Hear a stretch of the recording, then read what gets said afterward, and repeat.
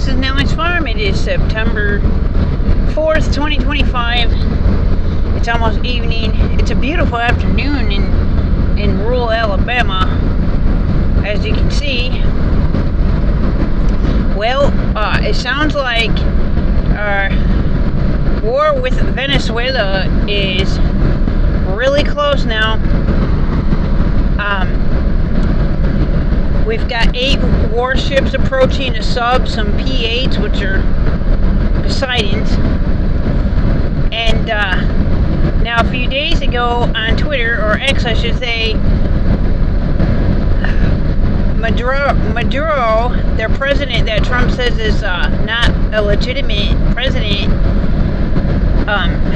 which Trump put a $50 million bounty on his head, by the way, if you didn't know. Maduro said that he has 4.5 million citizens ready to take up arms if Americans try to step 1 foot in their country, right? Well, you probably also heard by now that the Trump administration took out a so-called narco boat with tons of cocaine and killed 11 people. Don't ask me how they knew that it was a drug boat, but I have my own thoughts on that. So, there's also pictures on X and Twitter of grannies holding guns and pro-government militia groups in Venezuela vowing to defend their homeland. It's crazy. We're going to war with South America. And there's been a lot of movies, you know, you guys. They tell us what's going to happen in movies. It's predictive programming, it really is. There's a lot of movies that showed us being separated from South America. And, you know, the relations are not good, and I think we're headed in that direction. And do you guys remember Red Dawn? How it was Russians, but it was also the original Red Dawn, not the second one. It was also Spanish-speaking people, so it's thought that they're from South America, Latino, South Americans, and also Russia already has alliances with them. And just a few years ago, there was a lot of sightings of Russian troops, even in Mexico, both Russian and Chinese.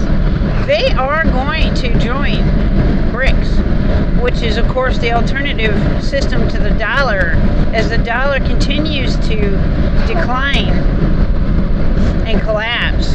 And that's my belief. I would bet the bank on it, guys. And also, an interesting tidbit that I heard the other day, that Biden administration actually he actually deported a lot of specifically Venezuelans in 2022, starting in 2022, and I found that really peculiar. But I always say, you know, they're both parties work for the same people, and it's all just, you know, it's all just a stage, basically, and all the actors are just doing their roles, which that's what leaders are, because it's the elite bankers that really run everything. But anyway, wow, they're crowded today. But, so I wanted to bring this up. Now, supposedly we have 4,500 Marines that are approaching.